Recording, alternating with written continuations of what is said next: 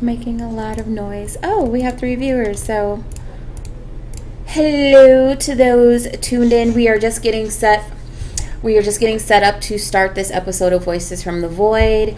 As you can see, I am getting an awesome ship courtesy of Apathetic Brent, because we're going to be doing some fun stuff coming up here just shortly. We're going to be doing the regular podcast. We'll be talking and doing the blog thing. Point off, the short point on. And all that stuff. Sure thing.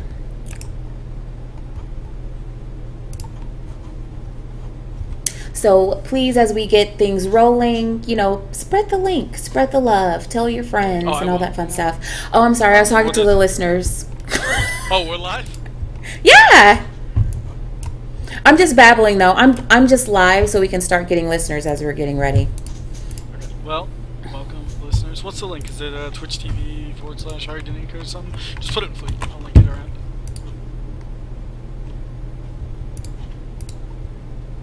So many windows.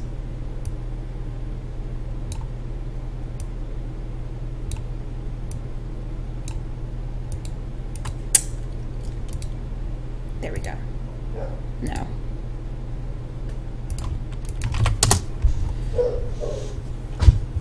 There you go. Thank you. And if you're talking to the listeners, you should probably be talking to me too, so I can follow. I don't know if you have been or not. Yeah, I keep forgetting to press my push to talk button because I'm an idiot. Push to talk is hard. Any other time, and it's weird because it's like whenever I'm on Skype, I press my push to talk. Whenever I'm on TeamSpeak, I don't press my push to talk.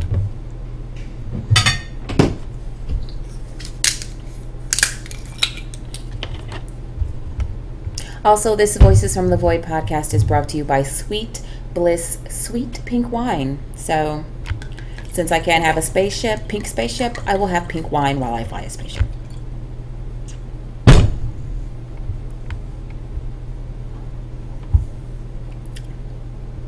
It's not bad. It tastes like a white Zen.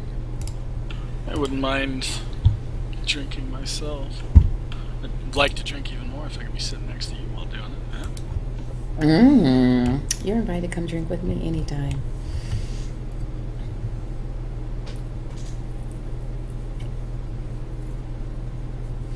I'll hook you up and it'll be awesome. Alrighty, well I just spammed about 50 channels for you. Wow, not even I spam 50 channels. Spend all the same ones that I spam when I do my own stream.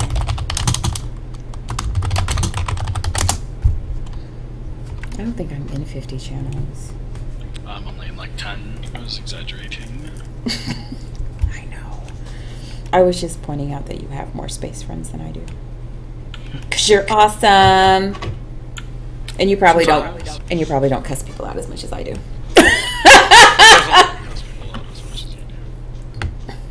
So let me know when you're ready to get the roam going, and then I will start moving out. Okay, well, if you're ready, let's go ahead and do the blog, well, the opening portion of the podcast, because, you know, some people may be living under a rock or some nonsense. Oh, give me one moment. Ready whenever you are.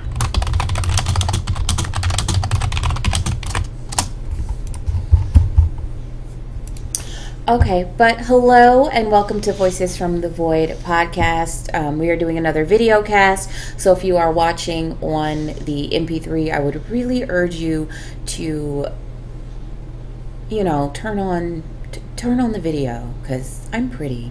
So, God, that's not a reason to watch an EVE Online video. Actually, the ships are pretty, see?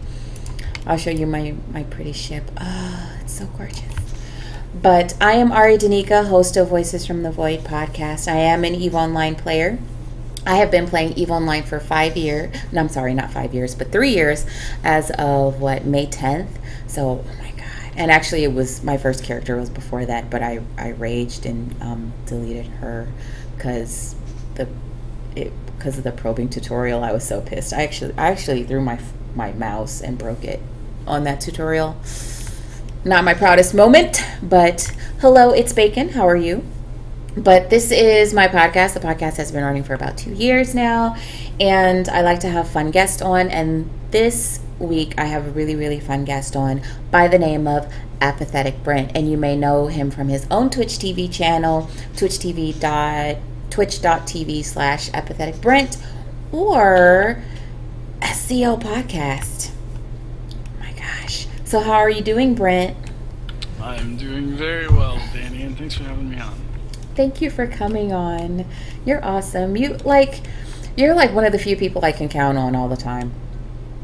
I try to be there for you since you're there for me so much. I try. But thank you for coming on. I definitely want to talk, and the reason why I'm having you on is we just finished the Syndicate Competitive League 3. It was wonderful. One of the best tournaments we've had since we started. I mean, it's only our third one, but wow, did the production quality improve. And then we're coming up on SCL4. Of course, Alliance tournament season is coming up, which is something very dear to your heart, so I totally want to talk about that. And we're also going to go on a roam, and you're one of the best PvPers I know, and you're also patient with me, so when I fuck up, you won't get too mad at me. Well, if you have any questions about anything, just let me know. Also, guys, I'll be in the stream chat. I am dual boxing, so I'm not going to be completely on top of everything, but if you guys have any questions specifically for me, Danny and I will try to see them there, and we'll definitely answer any questions on the stream. Absolutely. And the thing about this stream right now, I have this stream up. When we get to the PvP portion of the stream, I'm actually going to throw it off to Brent. He is dual boxing, and we want you guys to see more of what he's doing, because he's the person who's skilled in PvP. So when it comes to scouting and doing all that kind of stuff, he's the person you want to watch. So we will be stream switching so that you can see what a skilled PvPer is doing instead of watching my frantic button smashing. Because that's what happens. I get freaked out and I smash buttons. You do it enough and you eventually get over that. I know. Like, I'm waiting for it. 3 years. It hasn't happened yet. But my first year was spent not doing much, so... But before we get started in the podcast, I'm sure most people know about me. If people want me to talk about myself, we'll do that at a later time. But I want to know about you. And I want to introduce you to the wonderful viewers and the wonderful listeners we have right now. So Brent, if you would please tell us a little bit about yourself, what you do in the game currently, who you fly with, and you know what your niche is in EVE Online and the projects you're involved with. Absolutely.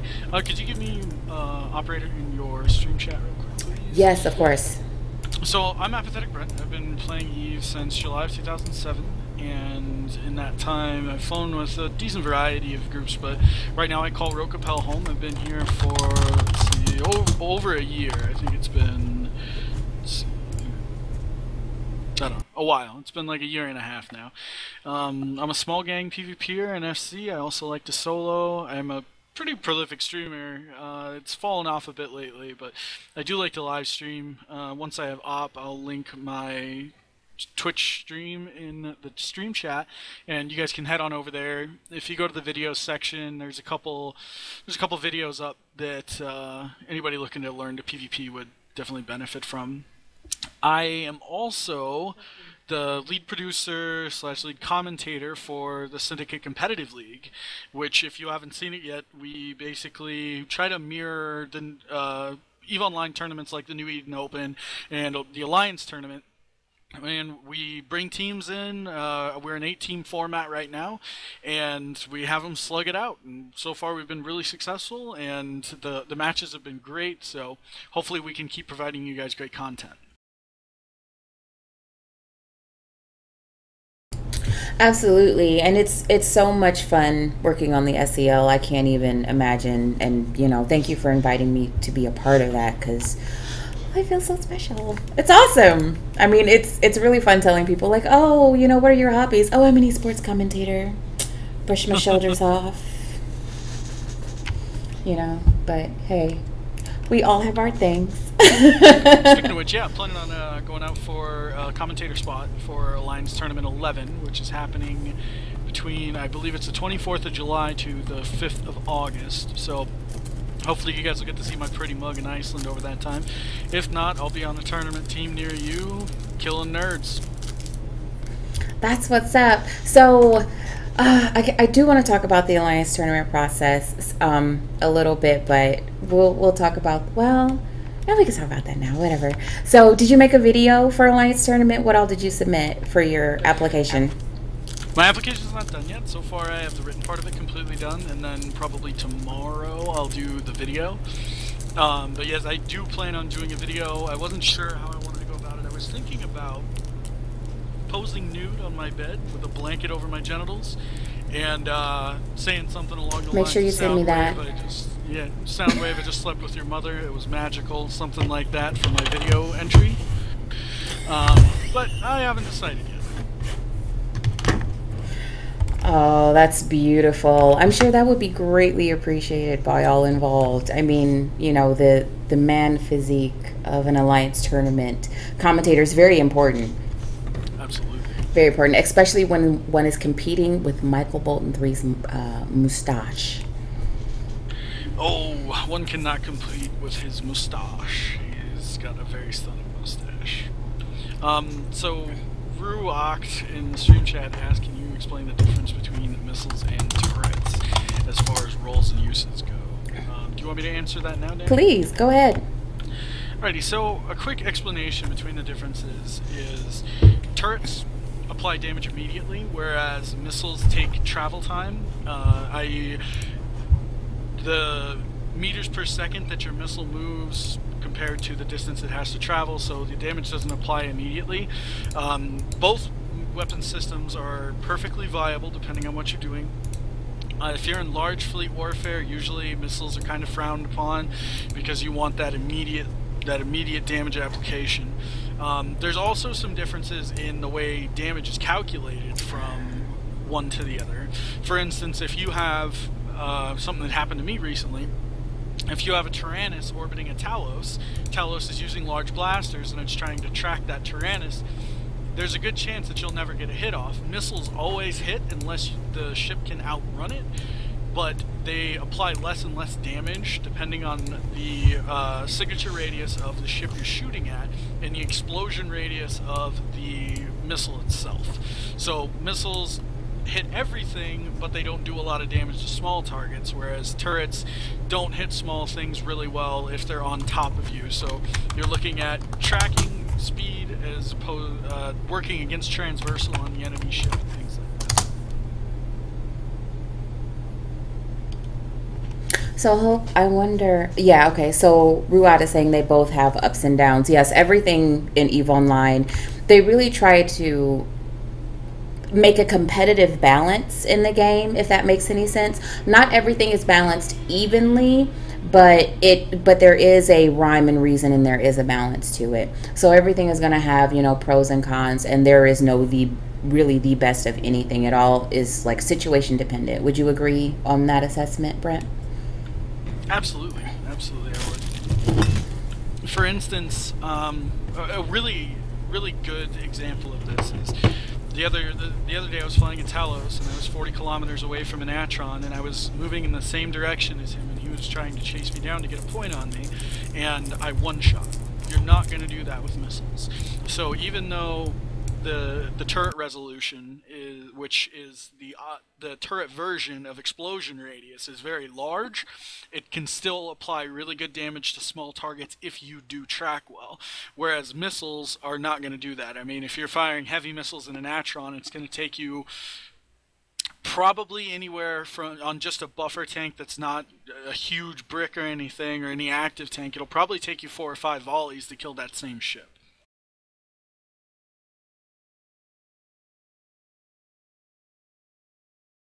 Did you give me op in there yet, Danny? Yes, you should have it now. Try it one more time. Yep, so that's weird. I am an op, but I can't link it here. I'll just link it to you. And it's in Fleet Chat, and you can link it in the stream chat. That is bizarre.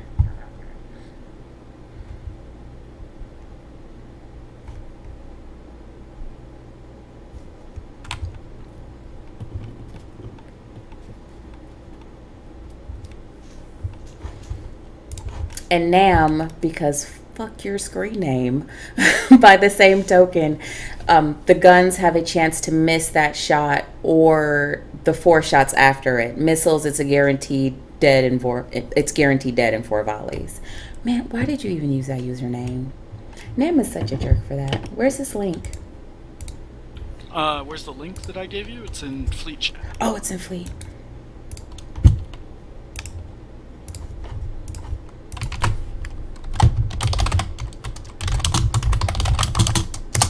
But yes, I would ask that if you are watching and if you are, listening, please go ahead and follow Brent's stream. It's a stream that I follow, and whenever, he is up and active, it's totally something I try to tune in on. Before we get into more things, are there any other questions? Because that's kind of cool. I like the whole Q&A feel of this. See, and that's why I like doing the streaming on the channel, because you can do Q&A and fun stuff like this, and there's a little bit more interaction. Yeah, it's something that I try to do as much as I can on my stream, is ask the viewers to ask me questions so I have something to talk about, because EVE can be a boring game, when you're moving from place to place trying to find a fight. It's nice to have something to fill the dead air with. Yeah, absolutely. But before, did you have any shout-outs or anything like that? Yeah, I'd love to make a shout out to Syndicate Competitive League. You can find that at syndicatecl.com. You can follow us on Twitter at syndicatecl or Facebook/syndicatecl. Throw us a like, throw us a follow, stuff like that. You can follow me on Twitter personally at Apathetic Brent. I don't have a gaming Facebook, and I don't want all you nerds on my real Facebook. But let's see, what else? Capel, and that's about it. Awesome. Well, I want to give a shout out to CCP Zulu. Actually, he had his first ranked game in League of Legends. I'm sure you'll be proud of him too, Brent. You're an avid League of Legends fan. But yes, he had his first game of League of Legends, or his first ranked games of League of Legends, and he's been doing fairly well. So, congrats to him. Also shout out to some of my listeners, Zach and You're a Jerk. So that's for making fun of me on Twitter this morning. Also, yes, you can follow my Twitter. It's Aradenika. It's at Aradenika, and I will apologize to my Twitter followers. Yesterday, oh my gosh. Okay, so I've been working out. I've started a weight training program, and I've started on the site Fitocracy, and the reason I bring it up is because it kind of turns working out into gaming, and so when you log your workouts and stuff, you get points and you level and all this other stuff. Well, I've been noticing some changes in my body since I've been working out, because that's what happens when you work out, your body changes. And I was asking a question about my breasts on Fitocracy, and it got posted to Twitter. So all of you that went through that whole debacle, I apologize. I'm so sorry. And I have finally delinked my Twitter and my Fitocracy account, so you will not get posts about my boobs. I probably shouldn't post about my boobs in a public forum anyway, but whatever. Let's see, recent activities. I haven't done shit in EVE, so I'm not even going to fake the funk. I've been working on SEL and podcast stuff, so that's all I've been doing. I hear Capel did some fun stuff today. Yeah. So we have a tower, and it's not really, it's not a moon mining tower or anything, and it got hit by goons this morning, so that's kind of interesting, and we paid them back in kind by killing one of their chimeras, so we'll see how that turns out. I wasn't a part of it. I was a bit busy earlier in the day. Let's see, recent activities for me, playing a lot of LoL. We hit Gold 5 the other day, so that's cool. And I've been trying to get back into streaming EVE more often, so in the last week I've probably done 6 or 8 hours of streaming EVE, so that's kind of nice. I enjoy it, and streaming's one of the things that makes me want to play the game, so. Well, that's what's up. I'm really getting a Titser GTFO and local. Really, Stu? Oh, that's Stu. He's amazing. These are my boobs. Well, my boobs right now are covered with writing and a nerd symbol, so no tits for you. No tits for you. All right, so getting into blog and news. I'm going to change my scene here real quick. Oops, and I don't want you to see my notes. Well, it doesn't matter because you're gonna see all that stuff anyway. But the first thing we're going to cover are, of course, blog posts. So the first blog post we have up is reinventing the radio menu for Odyssey. And this is written by CCP Shark. And Brent, have you had a chance to go over to the Sissy test server and check out the radio menus? Negative. Oh, the radio menus are... Okay, so these radio menus, they're actually very fun and interesting. And if you watched last week's episode, Wiggles told me some very interesting things about the radio menus. But basically, it's going to be a radio menu. There's eight pieces to the menu. Certain pieces they have at 12, 3, and 9. So and it's always going to stay the same. So, okay. So you get the picture. Show info will always be at 9 o'clock position. So if you, and it's as if you're looking at a clock. Of course, the top is 11. I'm sorry. The top is 12. Bottom is 6. So that's how you have to think of these radio menus. Show info is always going to be in the 9 o'clock position, which means it's going to be what, on the left-hand side. Plus and more is at 3. Go ahead. That's really kind of cool because it allows you to quickly acquisition the information that you're looking for, like right away, which is nice because, you know, in past times, you know, right click and then show info. I like it. It's going to take some getting used to, but I am actually one of the players that'll use the radio menu that exists now in the game, so it won't be too hard for me. Well, but that's not the only thing with these radio menus, is that the icons that are at the 45 angles will be things like your jump and dock and all that kind of stuff. And the thing is that when you, like, say for instance your orbit button, when you click on your orbit button on the radio menu, if you just hold down your mouse and scroll out in the radial direction, that will adjust the distance of your orbit. So when you're close to the radio menu, it's 0. The further you scroll out, the closer to 100 you get. So instead of doing all that clicking, it's just one smooth movement. Yeah, that's pretty awesome. And that's going to be available for, like I said, for like your warp 2s, your orbits, and all that kind of stuff, which is absolutely amazing. And the interesting thing that I found about this blog is that Shaq talks a little bit about touchscreens. So it appears that CCP really is looking into, like, because there are some monitors out there that are touchscreen monitors, but could you imagine, like, just looking and leaning into your window, reaching out, touching a planet, and then dragging your hand? Like, that is some Matrix, Star Trek. What's the one that Tom Cruise is in? What is the one that Tom Cruise is in? Where he's on the screen and he's, like, moving shit with his fingertips. Oh, I know exactly what you're talking about. What's it called? Minority Report. Yes! We are in the fucking future, man. Yeah, Eve is so fucking real, it's not even funny. And that is absolutely amazing. Like, that, I think that would be incredibly cool, especially when you think about the applications it could have with the Oculus Rift. Like, could you imagine, like, having the VR on your face and then just reaching out with your VR glove and, like, touching shit in the middle of the air and flying your space? Oh, my God. I'm gonna orgasm. Oh, Lord. Getting me hot. Calm down. I can't calm down. It's so fucking fantastic. Oh, yes. And we should talk about this. And this is up next. So, on the screen now, you see I pulled up my new little launcher. Now, it's all kind of one big story. So on May 21st, it was a very busy day, which was yesterday. Incredibly busy day. They released the new launcher, which is a single sign-on launcher. So when you launch, you know, you shouldn't have to sign in again. And so you have this cool little thing where you can switch your accounts, but it doesn't appear that that's working. I don't know. What did you think about it? Because you had to log into two. Oh, there it is. It's just slow as hell. Or at least my computer's slow as hell. I think I'll get used to it. Just like anything else in Eve, I'll get used to it. And maybe even at some point I'll come to appreciate it. What I didn't like was, earlier I was logged in on my main account, and I went to log in on my second account, and I hit the play button. Like I used to work with the launcher, but since I'm logged in as Apathetic Brent, it logs me out on the one I'm already logged in on and logs me in again on a second one. So I didn't even think about the sign into another account because it's new, but again, I'll get used to it.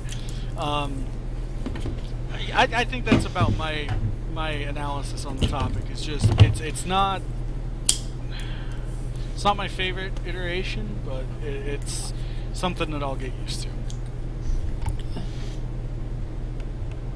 Yeah, and Obsidian is saying that the new launcher pissed him off, and Ruhacked is saying that at first he thought you couldn't dual box, and there's been some issues with the launcher. Now, I do want to put out a note out there that the disruption of services yesterday is not directly related to the launcher, but the launcher did help cause problems. Now, what happened with the disruption, and hopefully that's not what you're referring to, Obsidian. Okay, so he's talking about the broke part of it. Yeah, the launcher itself did break, but there was also this power outage, which was connected to the web server and not really the launcher. But there were a lot of launcher issues. When the web server went down, if you hadn't patched your client yet, you couldn't get in until they fixed everything. So those who had patched clients could get in just fine, and so they were like, well, what is everybody bitching about? And then everyone else who hadn't had a chance to patch their clients, mostly US people and like Aussies and stuff like that, we're just totally SOL for a while. But there was this crazy huge server overload, and it caused a bunch of problems. But on top of that, like yesterday, I loaded up the launcher, and this was after the second patch had gone through. So I loaded up the launcher, and then all my settings appeared, but it was a phantom settings disappearance, because if you, and I saw this on the post that Guard made, and I'm actually going to open this thread, and I didn't see this until later. Some people are losing all of their settings when they're logging in, and I know I think you lost yours too, right, Brent? Yeah, I did, but one of my alliance mates told me that all I had to do was log out and back in, and then it worked just fine. Yeah, and I never bothered logging back in after I logged out, because it was only my chat windows and stuff. But man, and it was just really crazy. Like, something really odd happened with that rollout, and some people are kind of starting to question CCP's like QC service again. It's been a while since they have had a huge slip up like this, and it's a bit unfortunate because there were two different issues colliding big time. Yeah, I don't mind at all. If they're gonna mess up every once in a while, I'm not gonna write a blog about it.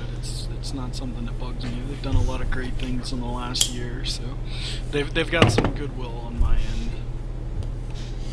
Likewise, and plus I can go play Neverwinter and pretend I'm a tiefling for a little bit anyway, and that's all good. But it was all just very, it was a little bit of a botched rollout. But aside from that, the launcher, really, the single sign-on is awesome. It really is. Yeah, it's kind of nice the way they did it, and overall, like I said, I'll get used to it. And I like the fact that they're trying to innovate. They're trying to, I'm not going to call it launcher innovation because everybody's been doing it, but it's nice to see them, putting an effort to stick with the times. Yeah, and as Obsidian was saying, people were a little over the top on the forums. And it's so funny, HVAC repairman, he's a goon and he's an entity on Twitter. He's like, you can't shoot the Cheetah Monument if you can't log in. Which is terrible. But oh well. Now, a fun blog I know you will really enjoy talking about, and we're probably going to be stuck on this subject for a little while. Alliance Tournament 11. Now, Alliance Tournament, if you don't know what Alliance Tournament is you know what? I'm not even going to explain it because I have an Alliance Tournament Pro with me. So take it away, Brent. You know better than I do. So the Alliance Tournament is usually an annual tournament that CCP puts on, and it's based off of alliances. So you'll have alliances like Pandemic Legion, Hydra Reloaded, Rogue Capel, Test, Alliance, Please Ignore, Gloomswarm Federation, they all put together teams from their own members, and CCP's really trying to make sure that it's based around alliance prowess. So they've made some rules this year to try to keep it so that people aren't bringing in ringers and stuff like that. But most likely we'll see a 12 versus 12 format with probably 100 points, and each ship class is assigned a point value, and between 12 people you divvy up those 100 points and see who can come up with the best setup that also has the best pilots. Now, you mentioned a little bit that... You there, Danny? Yeah. Oh, shoot. I'm sorry. I keep forgetting to key up. Now, you were saying that CCP is focusing on making it really about the alliances. Expound on that a little bit, please.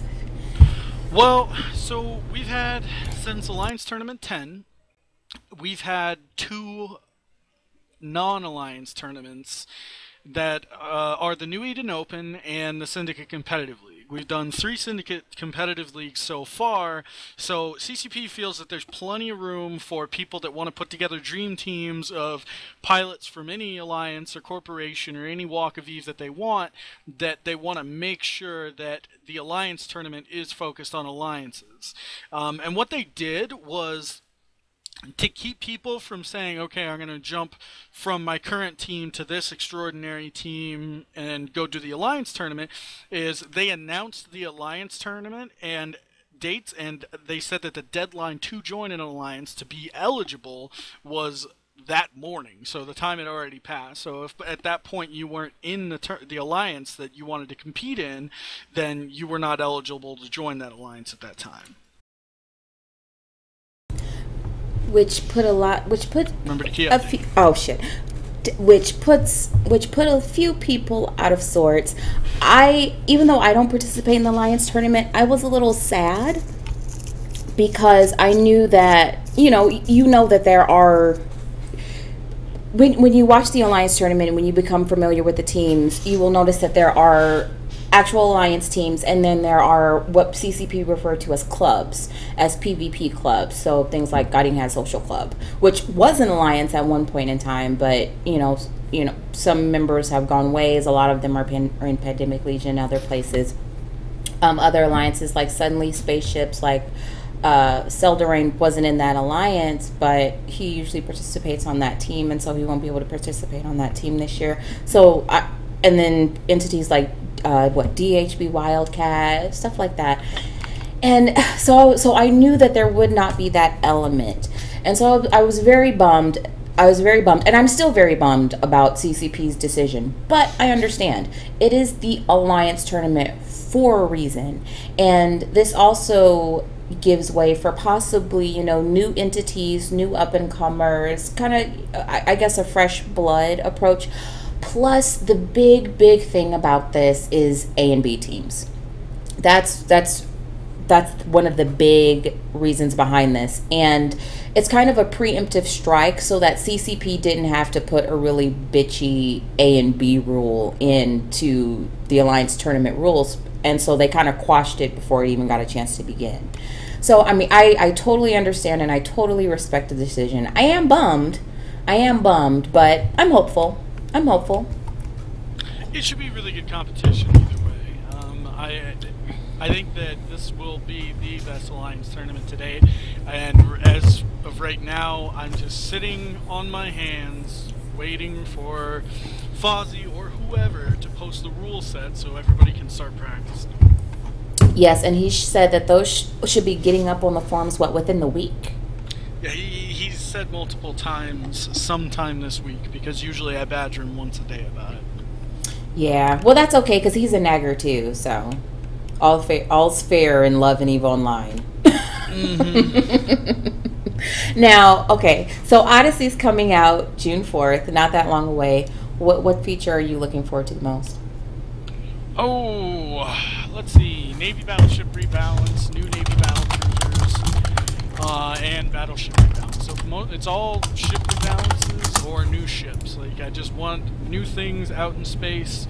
The Battleship Rebalance I don't think is going to be quite as wild as the Cruiser Rebalance was, or the Frigate Rebalance was, because while as everybody can just go out and buy a cruiser, buy a frigate, go to low sec in PvP, battleships are a bit more expensive. And with the tier side, they're all getting, you know, I guess more vanilla priced across the board. They're going to be, you know, you're not going to have, I remember, you know, 2010 where you could get into a Dominix for 42 million ISK, and nowadays that's cheaper than a battle cruiser. Isn't that ridiculous? That is ridiculous. Like, I really have no other way to describe it except for that. It's just absolutely fucking ridiculous. Yeah, I'm a bit sad because I'm not really like a space-rich person, and I like to lose ships a lot. So, making it more expensive for me to PvP, and I guess it makes sense in that, you know, it's inflation, and all of Eve for the most part is getting richer. I'm just not one of those people that's getting richer. But thankfully, I have people that donate to my cause of PvP and bloodshed. Yes. I wish I did. I need a benefactor. Fuck it. I need a sugar daddy. I need to find my sugar daddy. You need a sugar daddy too. I had one, a very, very, very rich sugar daddy. But then I made him angry and he left me. What? Let me get his number.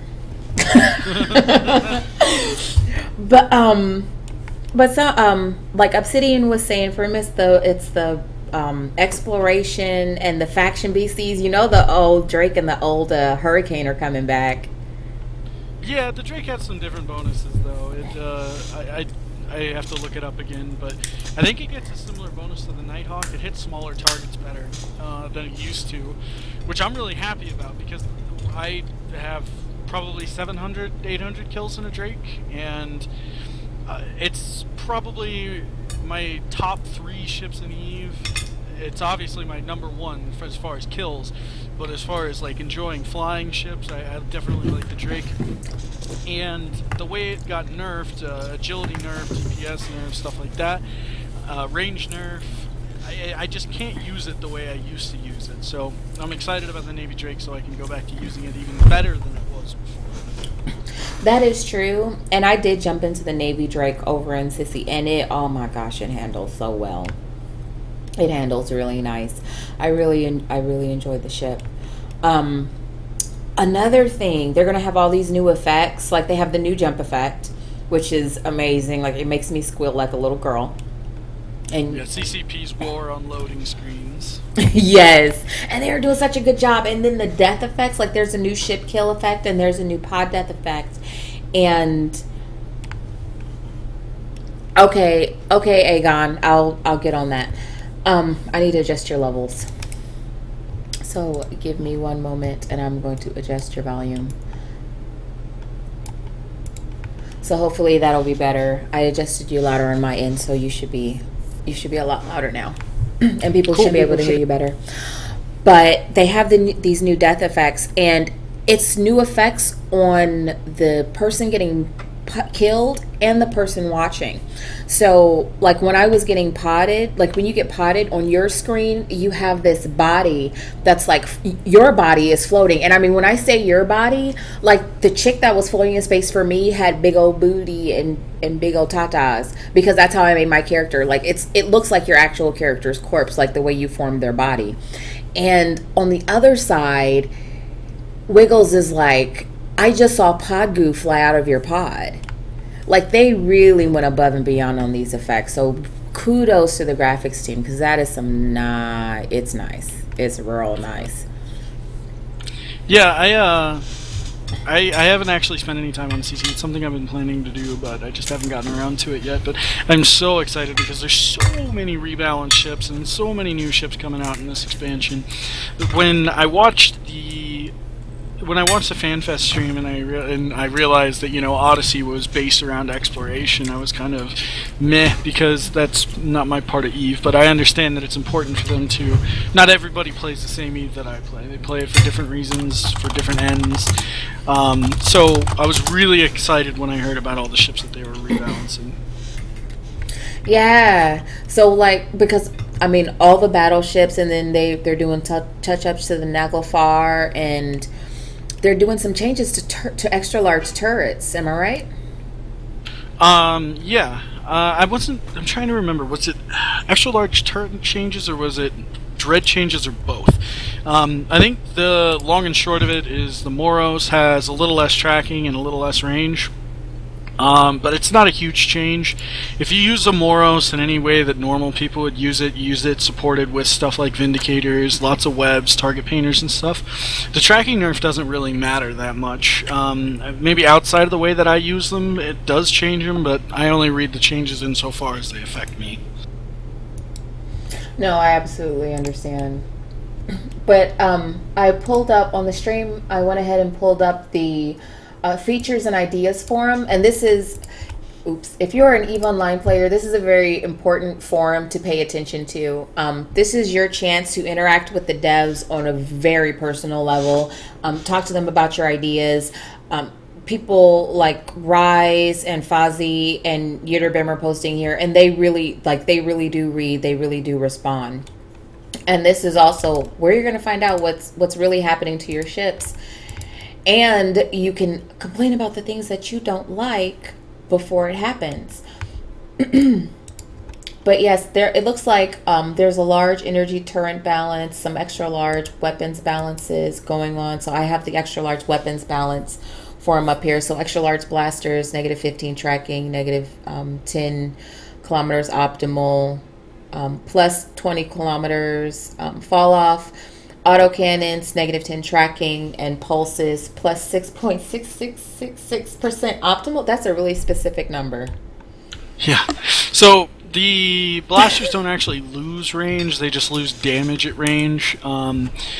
Let's see, autocannons, I'm not sure what they're going for with the autocannon changes. I'm not sure if they're, with the nag changes, if they're worried about people running like RD nags and just trying to blap everything in the world.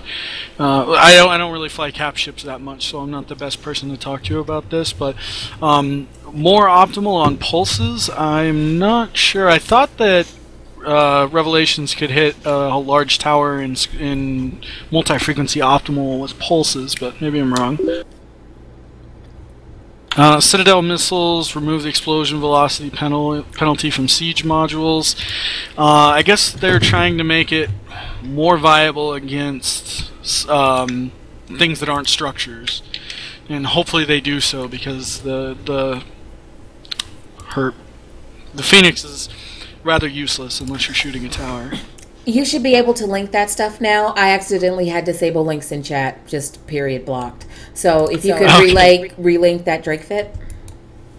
Bah! Still not working. What? Hold on. Maybe, do I need, oh.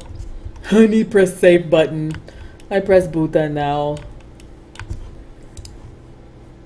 What in the actual hell?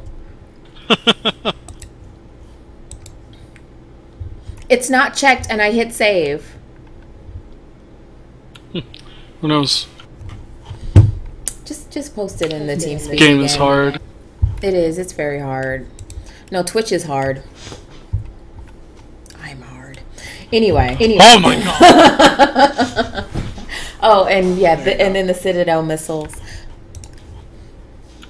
Yep, like I said, the Citadel missiles, again, I think they're just trying to make it so you can shoot capitals with it and have it be effective. But still, you're going to end up with a shield tank dread, which isn't the end of the world, because a lot of times if you're going to die, you'll die before siege ends anyways.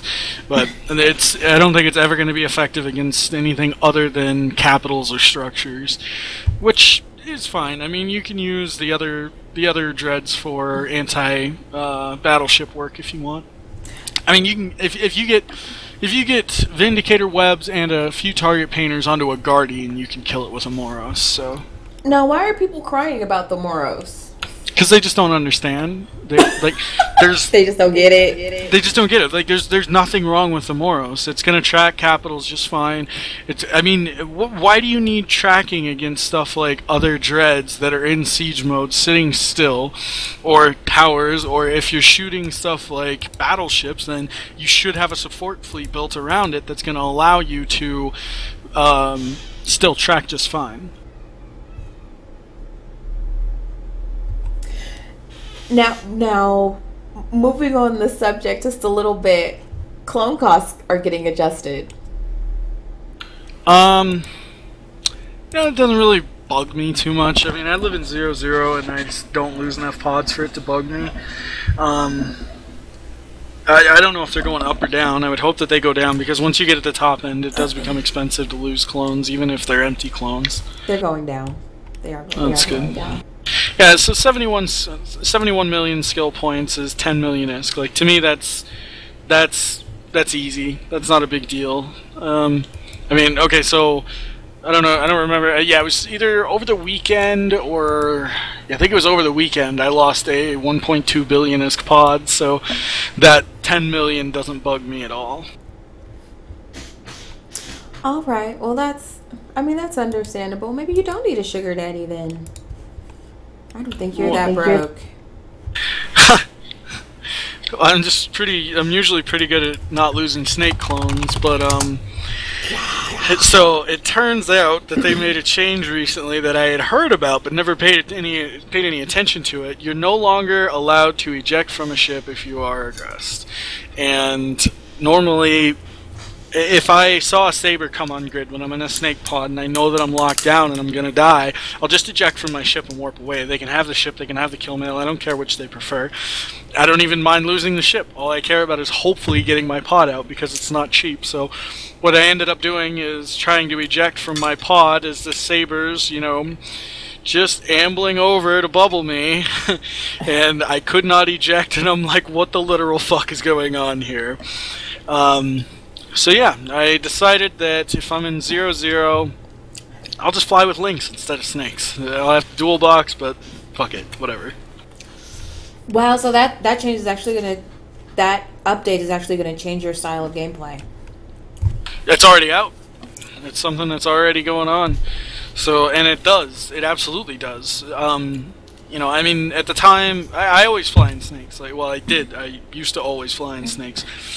And my biggest issue with the way it works is there's no flexibility in clones.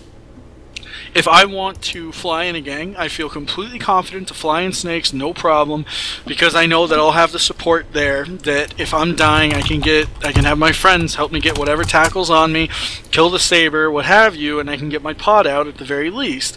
But if I'm solo, I can't always guarantee that, because in the situation where this happened, I was alone, and I was fighting like 8 people on their home station, and I took the fight just because somebody wants to offer me a fight and I think I can get some kills out of it, then I'm going to take it. But it's expensive to lose those clones. So I want to be able to fly in a snake clone at like 0330 and then 0500, 0600. When I go out and I roam on my own, I'd like to be able to swap out of it. But then you can't do it again the next day.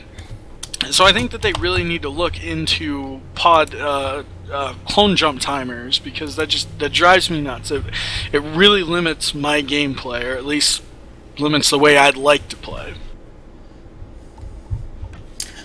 Wow. And it's I wonder why they did that. Are they looking to have more pod losses that way? There's two stories behind it that are both pretty viable. So previously, if you're in a Tech 3 and you're dying, you can just jump out of the ship and you negate the skill loss. So they wanted to get rid of that, and then also they wanted to change like high sec and low sec orca mechanics, where you can just swap in and out of an orca. And so now if you're aggressed, you can't do that anymore. Wow. That really sucks, but I just got some breaking news, which is kind of cool. Tighten down. An Eberus has gone down over in Venal. FCON has lost an Eberus, it seems, courtesy of Black Legion. So just kind of filtering through, and this is thanks to Lord Asher. So thank you, homie, for this tip off. But yeah, Insane Virus just lost a Titan. That's pretty interesting. Doesn't look like he had that much tank fit to it. Oh, that's his cargo bay I'm looking at. I'm bad. No, he had 7 cap power relays, so he was traveling. Oh dear. Well, FCON, So long to that Eberus. Didn't want that Eberus anyways. And let's see, it was over in M6. Yeah, over in Venal, and Venal is in PC space. Yep, so he was probably traveling to one place to another. What's interesting there is how did they find him traveling? Because, you jump in, cloak a tight. It's not the easiest thing to catch in the world. You have to be pretty prepared for it. But I guess they were lucky enough to have, bubblers on grid, and that's pretty awesome. Yeah, it is, and they kept it down. I mean, I hate to say it, but every time I see a ping in Jabber about Titans, and I'm just looking through, okay, so Broski Nor, yeah, and they jumped their dreads in, but yeah, anytime we hear about, I see a ping about a Titans up, I'm like, whatever, because it's going to get lost. They're going to lose tackle, whatever. But, of course, the mighty Munins. Oh, my goodness. Black Legion and their fucking Munins. This must be a Elo Knight production. Yeah, he has always been pretty famous for his Munins. I don't know, it's a bit... I don't know. For me, I'd be bored with it at this point. I mean, they've been running that same fleet for like 2 years now. Right. Look at all these kill mail whores with no damage. Look, how did Elizabeth get on this kill mail? She's in my freaking corp. She's Elizabeth Vey is a writer for the Matani.com, and she does some role playing, and she's an AMUC. How in the hell is she on this skill mail now? I can't tell looking at your screen there. What is she flying? A chimera! I was gonna say, it looks like a chimera. This chick, she probably has connects with Buck. Oh, they're so funny. Retirement Club is in this bitch. Oh my goodness, this is just a hilarious skill mail. Actually, there are a couple. It looks like there were a few. Because here's another wildly inappropriate dude. Oh, I wonder what the hell went on.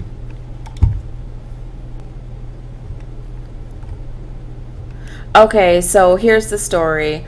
2 SC, 2 Super Caps, 1 Titan, a bunch of dreads in MC6. They stand on their tower in their dreads. They escape with the supers, and then they come back in they resieged. So they were sieging, and so let's see, they came back in with the dreads, resieged, and then went to work and just took out a bunch of stuff. Oh, it looks like they got some hells too. They got a hell too. Oh, and that's a goon swarm hell. What the hell? So bizarre. It's interesting that I wouldn't imagine that somebody would be wanting. I wouldn't imagine a competent person would be trying to siege a tower with a complete cap recharge fit Titan, but I don't know. I'm not a capital pilot, so who knows? Oh. And here's an Aeon. Ah, so many dead. Oh, this is a Nelly Secunda. This kill brought to you by Nelly Secunda and the Kadeshi. Odd. Anyway. I didn't even know they still existed. Right? Anyway, let me stop talking shit. But I think that's going to be... Oh, well, yes. Okay. And so then we have to, of course, we would be remiss to not talk about the Syndicate Competitive League.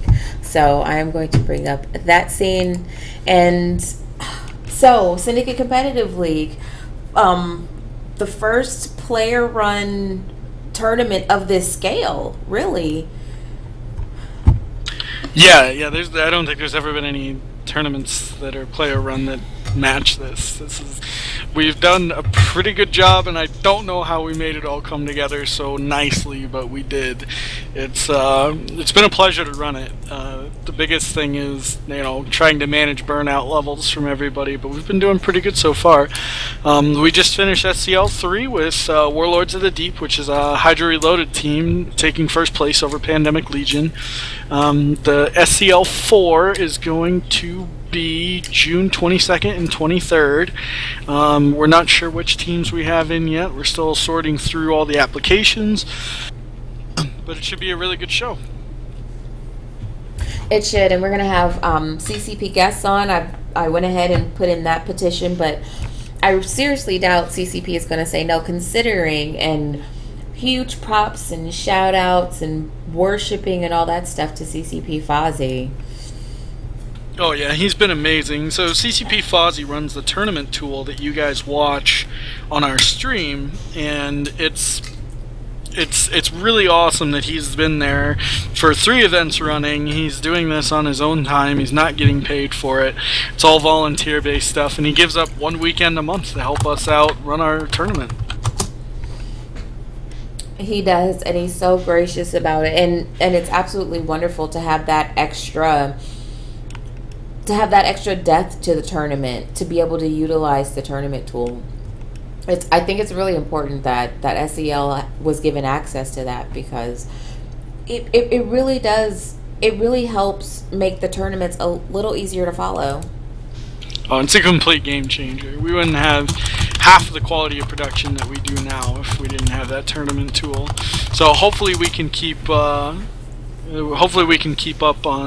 that going, and maybe even someday have it available client side so people can put on their own tournaments without having to take up CCP employees' times. That would be wonderful. Or maybe they could get paid for it. That'd be cool too. Get an extra day off or something. Yeah, that would be nice too. Some sort of reward for all the effort that he's put in helping EVE Online bust into the esports scene. Absolutely. And this tournament, as of right now, it's been 4 matches, 8 teams, and they go down, and it's single elimination, but it's best of 3 rounds, which adds a nice element. There is a ban, and we use the 1-2-1 system. Yep. All right. See, I have nothing to do with that part of the tournament, so I have no idea. But great teams. We're actually looking at adding more teams for SEL4 and doing things a little bit differently. Yeah, we've been discussing going from an 8 to a 12-man format, or an 8 to a 10-man format, and just trying to find a way to fit in more teams, because we have so many teams that want to participate, and the limiting factor is really how much time we have. We don't want to budge on the best of 3 format, because we think that it really gets to show off pilot skill a lot more than just a single elimination best of 1 that'll go to rock, paper, scissors 2 times out of 3. Exactly. And just to put it out there, if people are interested in volunteering, the SCL right now is looking for a publicist. Yes, we are. We are looking for somebody to hit the pavement, try to talk to different news outlets in the EVE Online community, get some posts up on Reddit, spend some time on Twitter and Facebook, and just overall, try to hit some podcasts or some EVE radio shows, and just try to get the word out about us. So if you're interested in doing that, contact either me, Apathetic and Brent in-game, or Ari Danica in-game, or wherever, and we'll let you know. Exactly, and it's an incredibly fun team to work with. We're very laid back and relaxed, and also it's, if you're interested in working with CCP, we do work closely with CCP Fozzie, and so it's a really great team. It's really fun, and it's an interesting experience if you're looking into getting into esports, or if you're interested in getting into esports. But like you said, it's coming up June 22nd and 23rd. If you're interested in having a team in the Syndicate competitively, contact Ben Booley. Yep, or alternatively, you can get a hold of Selderine. You give us an application. If you've got any experience behind you, let us know, and we'll take a look. We're also looking at possibly doing qualifiers soon, so if you want to break into the tournament scene that way, you can definitely sign up. Hopefully we can get you into a qualifier round, and you can break your way into the bracket. And it is fun. From what I've been told by team captains, the tournament experience is very fun. If you're looking to get an adrenaline rush or the shakes, this is definitely a way to get that, along with getting some pretty instantaneous PvP.